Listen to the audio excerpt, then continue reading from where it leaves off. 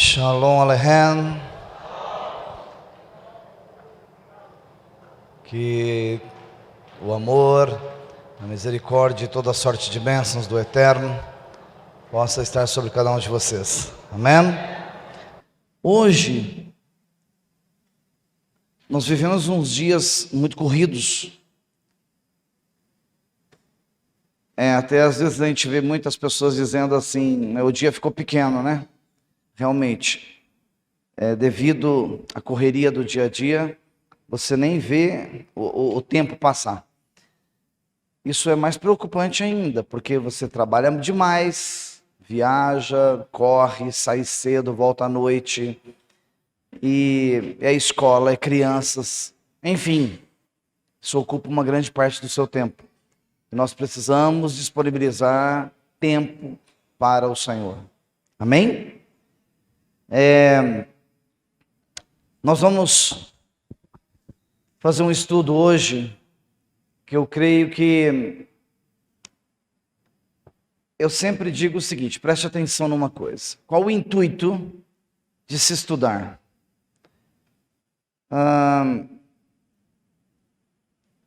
Você só vai conhecer a Deus se você estudar as Escrituras. Eu vou dar um exemplo simples para vocês. Hoje pela manhã, eu estava estudando uma matéria muito interessante, mas eram cabalísticos, eram rabinos que atuam na área da cabala. Só que o problema da cabala é que você tem que ponderar muito.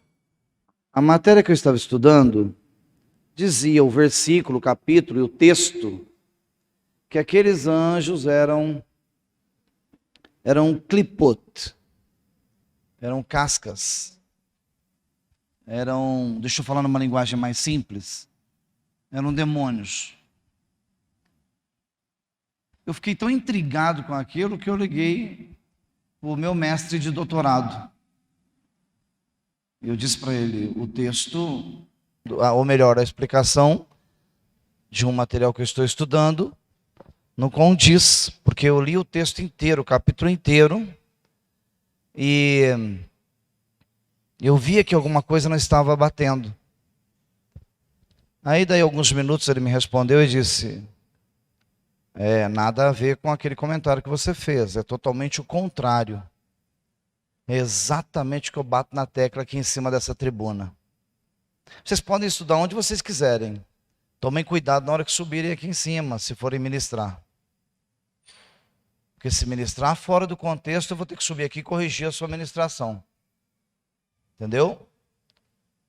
Então não é porque é um rabino que está ministrando que ele está certo. Vocês têm que aprender isso na vida de vocês, todos vocês. A internet é um mundo aberto. É um mundo aberto. Você pode entrar lá e estudar o que você quiser. Só que você tem que saber o que você está estudando. Ah, mas o rabino fulano falou que é assim. Mas se eu analisar o texto, conversar com os meus rabinos e achar que não convém ser daquela forma e é de outra forma a interpretação, eu vou praticar de outra forma a interpretação.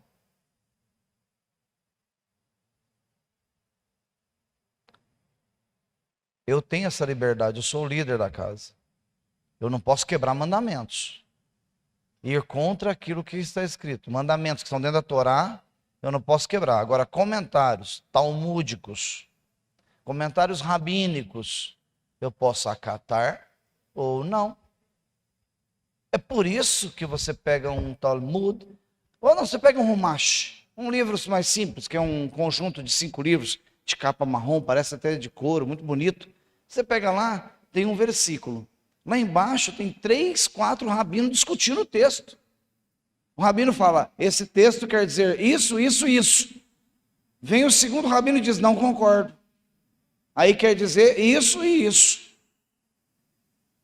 Se eles, entre eles, discutem se aceitam ou não o texto, eu posso analisar o que eu vou aplicar ou não. Os senhores concordam comigo? Então, muito cuidado e cautela. Eu tenho meninos aqui igual o Rafael, meu sobrinho, meu filho, o Moré, Cleito, Moré, Wambley, e outros que vão surgir mais aí que eu acredito que estão estudando, que vão estudar. Estude mesmo. Estude mesmo. Pé no freio, cuidado, muita cautela. O judaísmo ele é gigantesco e infinito. Ok? Então a casa tem que andar alinhada. Estou desenhando? É para o nosso crescimento. O que eu estou comentando é para todos, não é para eles, não, é para todos. Porque muitos aqui gostam de estudar. Então, muita cautela nos estudos. Se você vê que há uma divergência, me consulte. Tá bom? Normalmente, os auxiliares, os Moré, ou daqui a pouco vamos ter mais outros Rocha aqui dentro. Normalmente, se houver uma dúvida em textos, consulta o líder. Não sobe aqui chutando com os dois pés, não, que vocês vão dançar. Entendeu? Qualquer um de vocês. Então, entenda uma coisa. Cuidado com os vossos estudos. Sejam equilibrados, para não se perderem no percurso. Amém? Esse versículo é muito interessante. E pela manhã, eu fiz uma tefilá, uma oração, e eu falei, Eterno, eu não tenho uma palavra para hoje. Me dê um estudo aí bonito para aquele povo, porque eles gostam e eu preciso apresentar algo para eles. Orei, fiquei sentado na minha cadeira esperando o Eterno me mostrar alguma coisa. Eu acredito que gastei uns 40 minutos e me veio essa passagem que está lá no livro de Bereshit. Deus viu que a luz era boa. Já que o Ruach HaKodesh, o Espírito Santo, me levou até esse texto, aí eu dediquei-me a explorar o texto. E eu descobri uma coisa muito interessante aqui. E isso vem de encontro com aquilo que eu vos ensino. Que o texto tem muito mais riquezas dentro dele do que se mostra, do que se parece. E nós precisamos explorar essas riquezas, porque elas nos trazem bênçãos. A Torá, que tem 5 livros, que é Gênesis, Êxodo, Levíticos, Números e Deuteronômio, que é Bereshit, Shemot, Vaikra, Bamidbar, Devarim, os 5 primeiros livros. Eles contêm 5.000 bênçãos disponíveis para você. Estão disponíveis. Mas para eu desfrutar dessa bênção, é a mesma coisa do trabalho, que eu sempre faço essa comparação meio pancada aí, mas eu faço porque abre mais a mente de você. Se você não for no teu trabalho, empenhar, dobrar sua produção, correr atrás, seu patrão não vai te reconhecer nunca.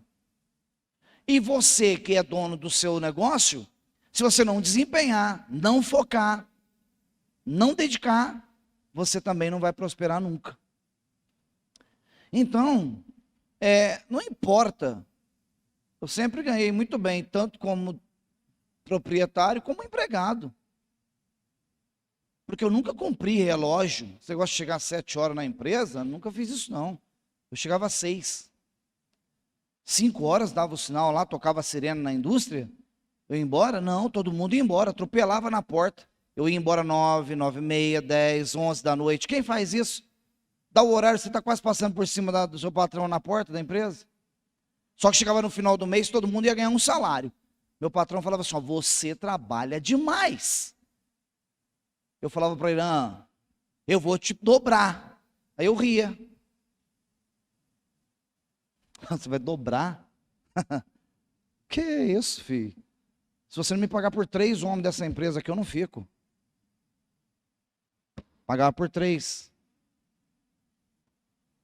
Então, eu ganhava mais do que todo mundo, mas trabalhava o dobro.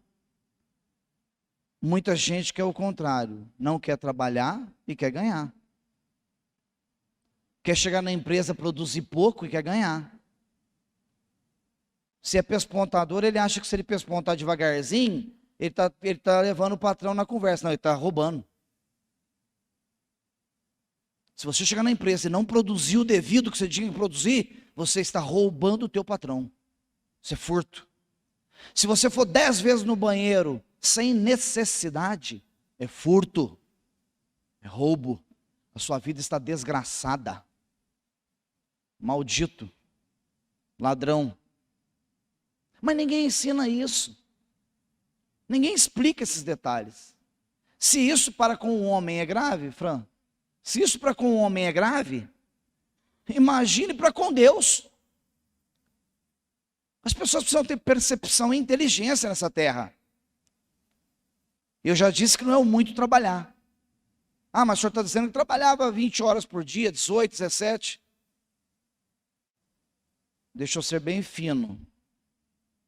Me faltava inteligência. Para não dizer que eu era burro. Porque senão fica ruim eu falar que eu era burro, entende? Se eu tivesse me dedicado mais a Deus do que as 18 horas trabalhadas, eu tinha prosperado mais do que ganhando 3 salários. Se eu tivesse buscado primeiro ao Senhor, buscar primeiro ao Senhor e as demais coisas,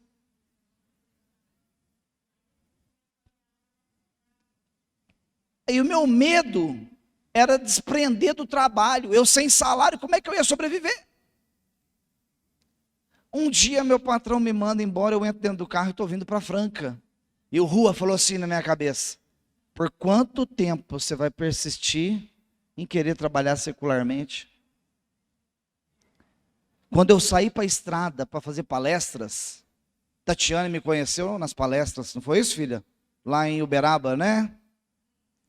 Foi isso? Pergunta para ela e para o pastor que ela tinha lá.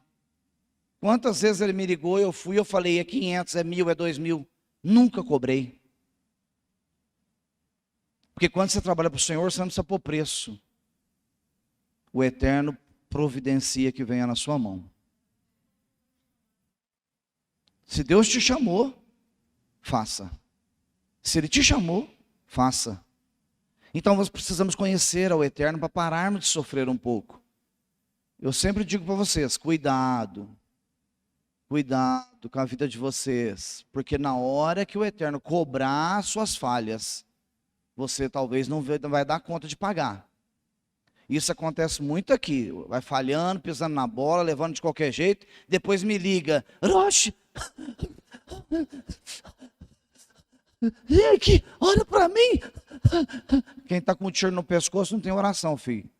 Se pegar a artéria, morre. Tem coisa que não tem correção, nem médico cura. Eu alerto vocês, cuidado com as vossas vidas. Isso aqui não é igreja cristã. Aqui é Torá.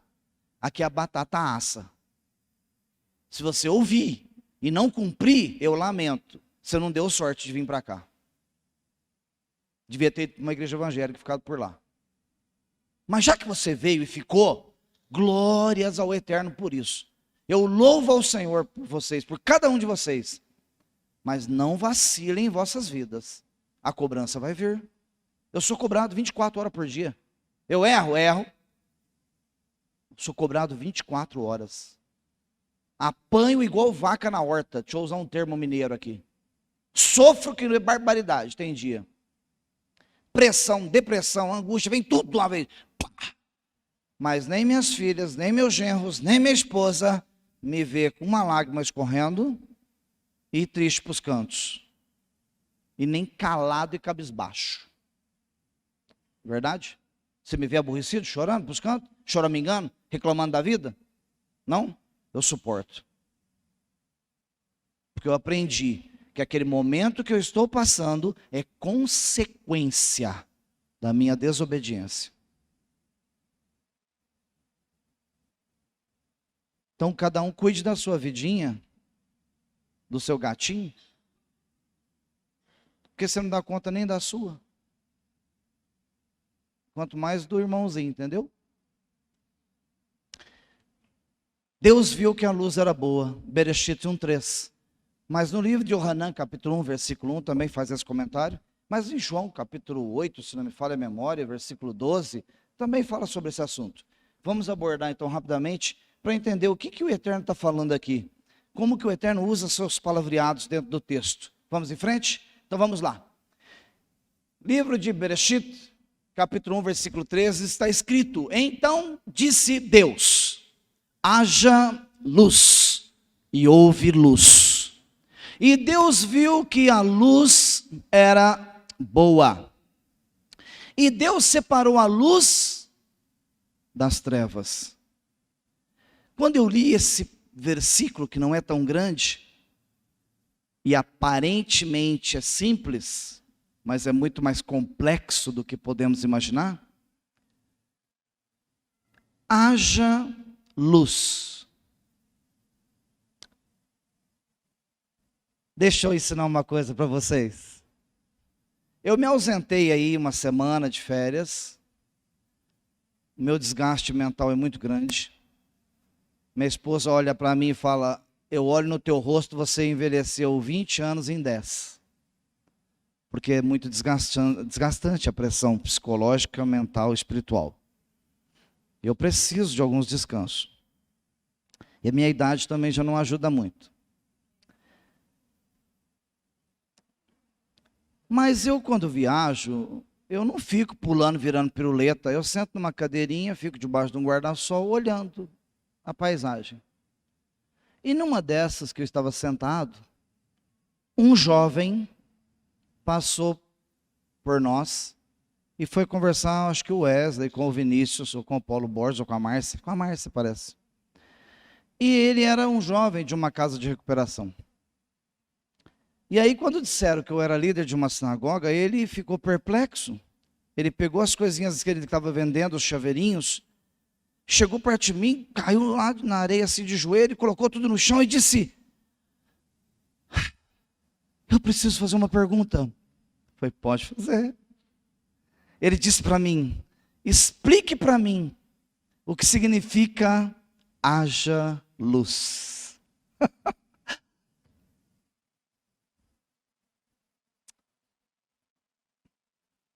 Deus pode te levar em lugares que você está imaginando que é uma coisa e é outra. Eu comecei a explicar para ele, eu gastei um tempão com ele. A Dulce me chamou a atenção. Deixa ele ir embora. Eu falei: ele não quer ir embora, ele está agarrado aqui. Estou segurando ele não, pode ir embora o que quiser. Quando eu comecei a explicar para ele o que significa haja luz, os olhos dele encheu de lágrimas. E ele disse: estou há um tempo na casa de recuperação. E eu leio esse versículo.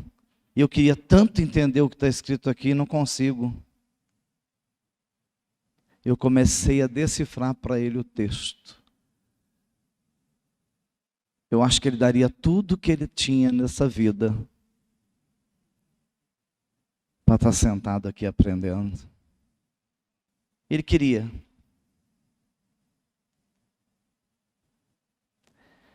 E olha como é a riqueza das Escrituras. A palavra luz, no hebraico se fala or. A palavra or é escrita com 3 letrinhas hebraicas, que é o Aleph, Vav e o Resh.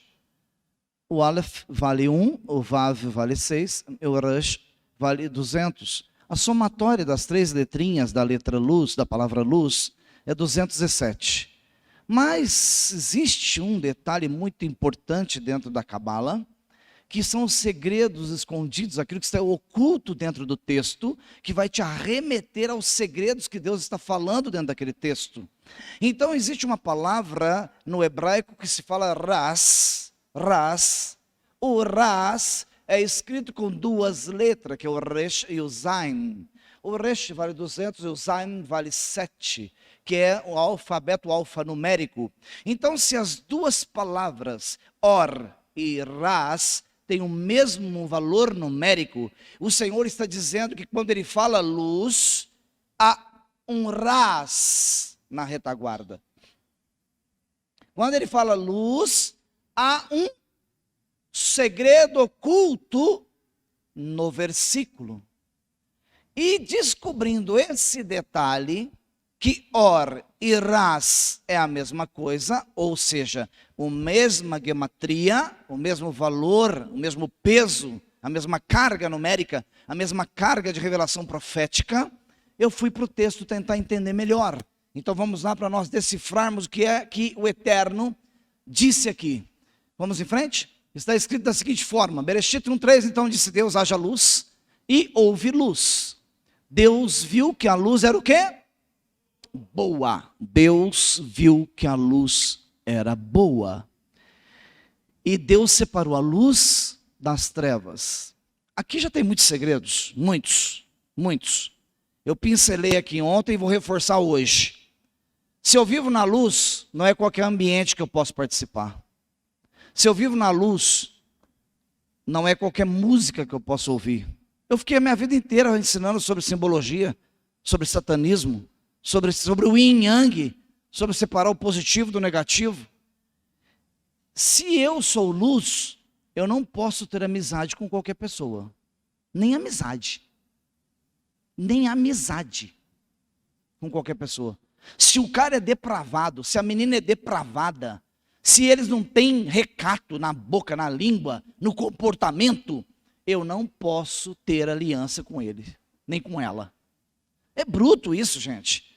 O judaísmo ele exige muito da gente, principalmente nessa parte do recato.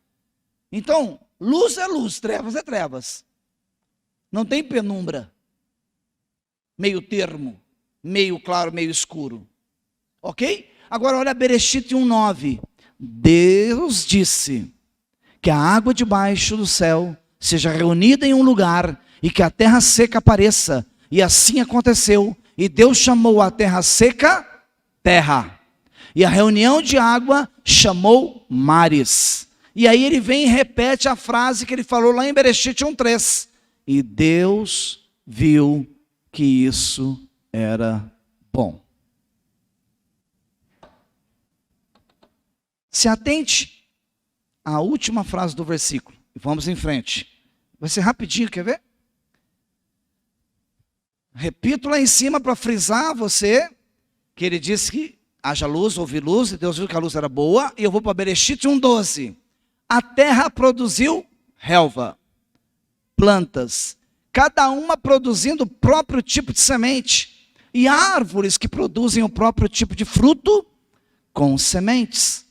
E de repente o Senhor fala depois do ponto e vírgula. E Deus viu que isso era bom. E se ele disse que as duas palavras, o segredo, está conectado à luz, então em cada versículo desse, existe um segredo escondido, que eu quero que vocês entendam já já. Vamos lá. Da mesma forma, em cima, Deus disse, Deus viu que a luz era boa. Você vai para Bereshit 1:17. Eu compactei. Por quê? Porque todos os versículos da criação, o Senhor disse, e Deus viu que a luz era boa. Bereshit 1:17. Deus as colocou no domo do céu para darem luz à terra. Está falando aqui das estrelas, está falando do sol, está falando da lua. Para governarem o dia e a noite, e para separarem. O que é feito com a luz e as trevas? Separado. Luz e trevas vivem o quê? Separados. Não se misturam. Não tem como se misturar. É muito difícil isso para nós, é verdade. Aliás, eu vou falar algo aqui até muito grave. Tem coisa que eu fico segurando, mas tem coisa que eu não posso ficar segurando, eu tenho que falar. Se dentro da nossa casa, da nossa família, tiver alguém muito pornograficamente, sexualmente depravado, tiver alguém que é muito maluco, muito louco, seja em outros aspectos, bebida, droga, se for uma pessoa muito fora do contexto, nem com parente você pode sentar. Você peca. Quando você senta com o seu parente e come com ele na mesa, você faz uma aliança com ele, não é isso, Moré? Fez um pacto.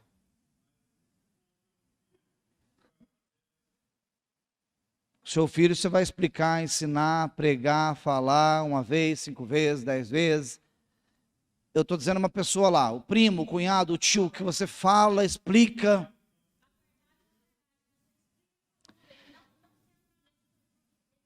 Não, falar sentar na mesa é compactuar. Dentro do seu lar. Você não vai pôr ele para fora, né? Você não vai pôr ele para fora. Você faz o almoço, senta lá, dá abrahá. Filho, senta aqui, come comigo, papai vai dar abrahá. Ele concordou? Sentou. Ele fez birra, tem 18, 19, 20 anos, 21, 22, não aceita, é rebelde. Você não vai expulsar ele. Não vai bater nele, espancar ele. Ok? Porque há esperança. E no caso de filho, foi boa a sua colocação, que no caso de filho, tem um outro denominador muito forte. No caso de filho, a oração do pai, as tefilotes do pai e da mãe, são muito fortes. Isso reverte muita coisa. Não é a mesma oração do Marco para o tio dele, para o primo, para o cunhado, para o concunhado. Entende? Compreenderam? Ficou claro, meu filho? Amém? É assim mesmo, dessa forma. A família nós temos que ter muita cautela com ela mesmo, principalmente filhos, porque eles se perdem facilmente. A moda entra na mente, entra nas redes sociais e vai arrastando, parece uma enxurrada.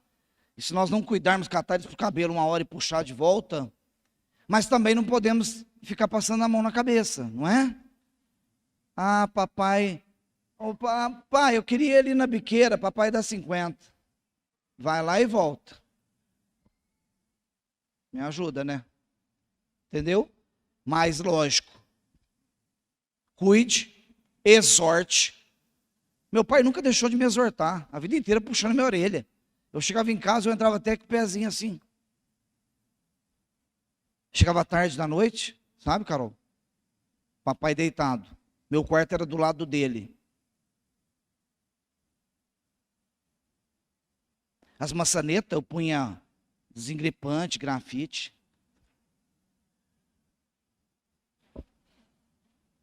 Nem eu vi entrar, porque eu estava errado. Mas eu tinha que acatar, me chamava atenção, me exortava, mas se não faz isso. Então, e Deus viu que isso era o quê? Bom. Por que toda vez que ele criava alguma coisa, ele usava o termo, e Deus viu que isso era bom. E Deus viu que isso era bom. E Deus viu que isso era bom. Vamos em frente para entender isso melhor? Então vamos lá. Lá em Yohanan, capítulo 1, versículo 1 até o versículo 4, está escrito o seguinte, ó. No princípio era o verbo, era a palavra. E a palavra estava com Deus.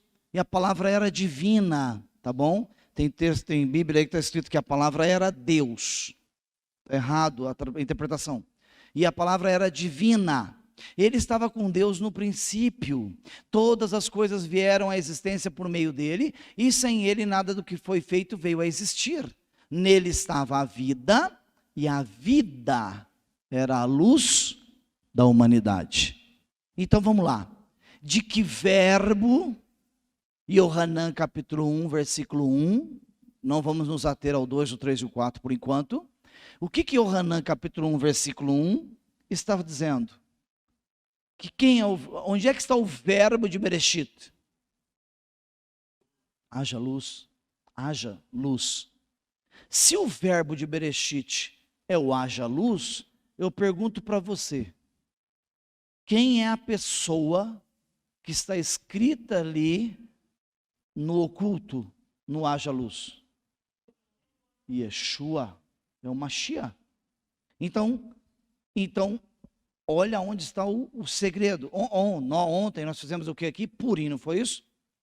E qual que é a questão de Purim? Que Deus se oculta em toda a Megilá de Esther. Ele não aparece na Megilá, no livro. Ele não aparece no livro, no rolo, no pergaminho de Esther. Ele se mantém oculto. A mesma coisa acontece aqui em Bereshit. Yeshua, sendo o princípio da criação, ele se mantém oculto aqui, não aparece o nome dele. Há algumas versões muito antigas, dizem os sábios e alguns mestres, rabinos, dizem o seguinte, que em algumas versões, onde está escrito assim, ó, o Espírito do Senhor pairava sobre a superfície das águas.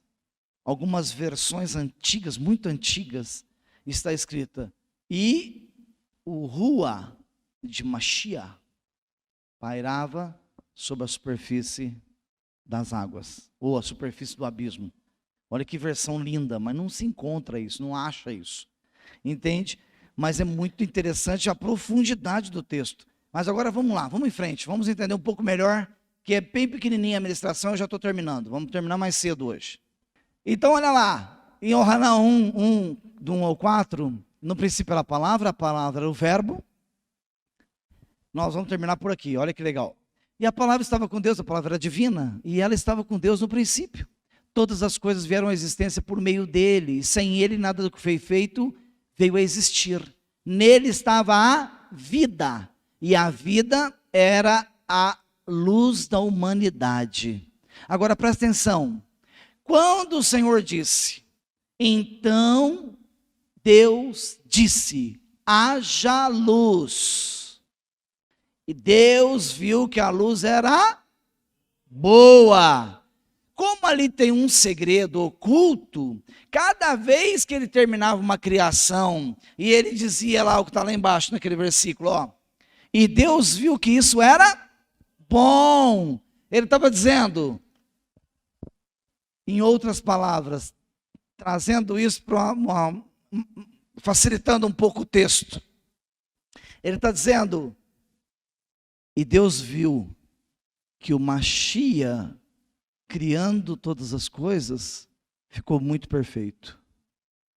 Então, cada vez que ele repetia a frase, e Deus viu que isso era bom, ele estava lá assistindo o Filho, que é o princípio da criação, criando cada departamento. E ele assinava embaixo, e Deus viu que o Mashiach fez o que era perfeito. E Deus viu que o Mashiach fez o que era perfeito. E Deus viu que o Mashiach fez o que era perfeito. Olha como muda toda a interpretação do texto, como é profundo demais isso. Mas aí está escrito lá em cima, ó, olha lá que legal. Lá em Yohanan está escrito assim, ó, e nele estava o quê? Em Yeshua estava o quê? Então quando ele criou a relva, as plantas têm vida? As plantas representam a Mashiach, louvam a ele. Por isso que fala que as flores o louvam, as árvores, até o vento o louva. Então olha lá, as plantas têm vida? Nele está a vida. As árvores têm vida? Nele está a vida. Aliás, se você for ver dentro de um conceito cabalístico, que é um segredo de revelação, a própria terra, que você pega ela no chão assim, parece que ela é inanimada, que não tem nada nela, a própria terra é viva. Nós já ensinamos isso aqui, já explicamos isso para vocês. A terra, ela adoece. A terra, ela fica doente. Se ela fosse morta, quando jogasse uma semente nela, não fecundaria. Não viria a vida de lá. E qual que é o segredo da vida? E o Senhor diz assim, uma semente para produzir, ela tem que primeiro secar, morrer. Mas você imagina como uma coisa é tremenda. A terra que parece que não tem vida e é morta, você joga a semente seca. Você não pode guardar uma semente num envelopinho 2 anos? Pode? Ela está sequíssima, não está? Joga ela na terra. Ela brota porque a vida está na terra. Faz 2 anos que a semente está morta.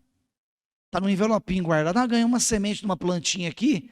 Não, já faz 3 anos que está nesse envelopinho. Vou pôr lá no quintal ver o que vai dar. Joga na terra, que parece ser morta, mas a semente está morta.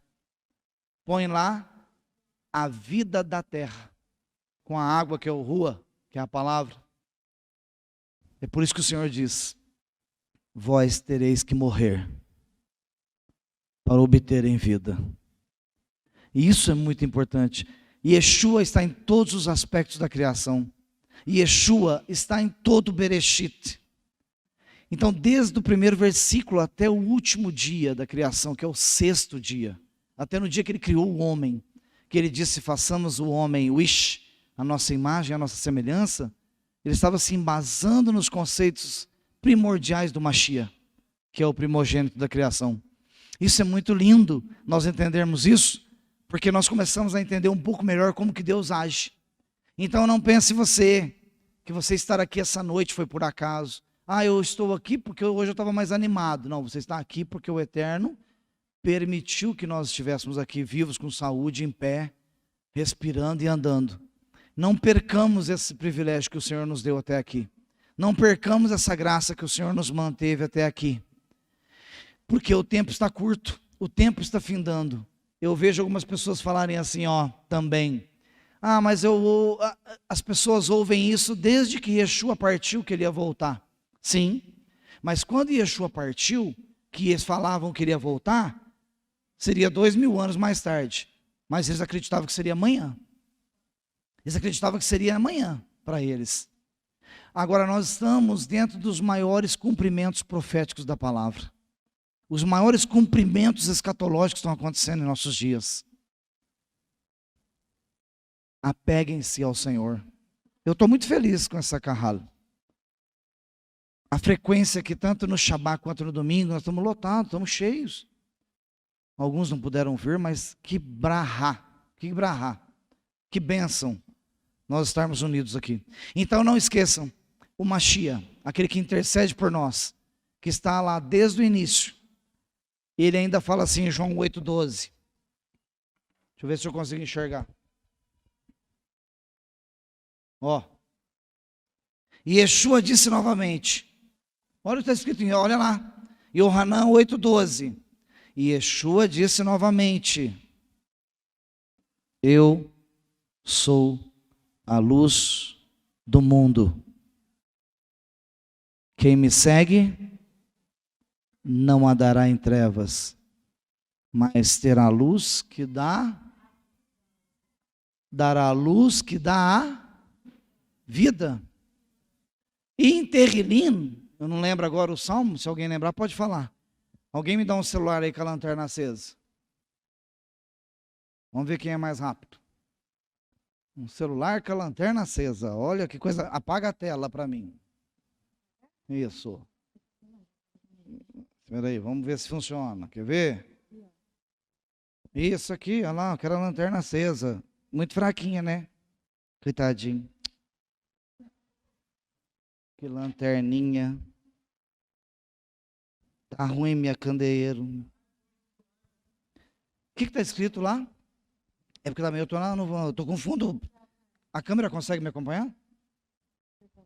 Eu acho que dá a mesma coisa. Mas vamos lá, Jorge, está difícil aí captar? Pode fazer? Olha o que está escrito em Terrilim.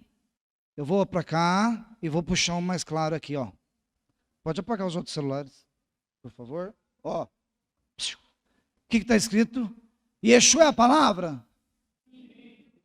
Está escrito assim, lâmpada para os meus pés é a tua palavra.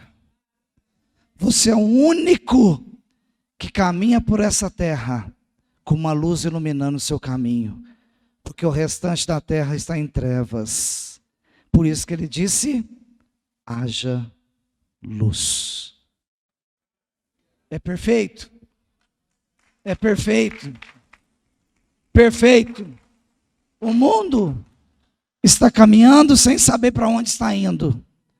Mas você tem uma lanterna, um farol aceso sobre os teus pés, que é a lâmpada para os teus caminhos. Aonde você anda, Yeshua está iluminando o seu caminho. Baruch Hashem. Que o Eterno vos abençoe em nome de Yeshua HaMashiach. Te dê sabedoria, discernimento, entendimento, para que você viva segundo aquilo que você tem aprendido nessa casa, com o Roche, com os Moré, com cada um dos meninos que tem ensinado aqui nesse altar, que é para o crescimento vosso, para a santidade vossa, para a salvação vossa, e que vocês tenham um Shavuot Tov, uma semana de paz, uma semana de bondade, uma semana de graça, uma semana debaixo das suas potentes mãos, e que a lâmpada de Hashem, que o haja luz, seja em sua vida permanentemente, em nome de Yeshua HaMashiach. Amém. Baruch Hashem. Amém. יברך אדוני וישמרך, יאהב אדוני פניו אליך ויונקה, יישא אדוני פניו אליך וישם לך שלום.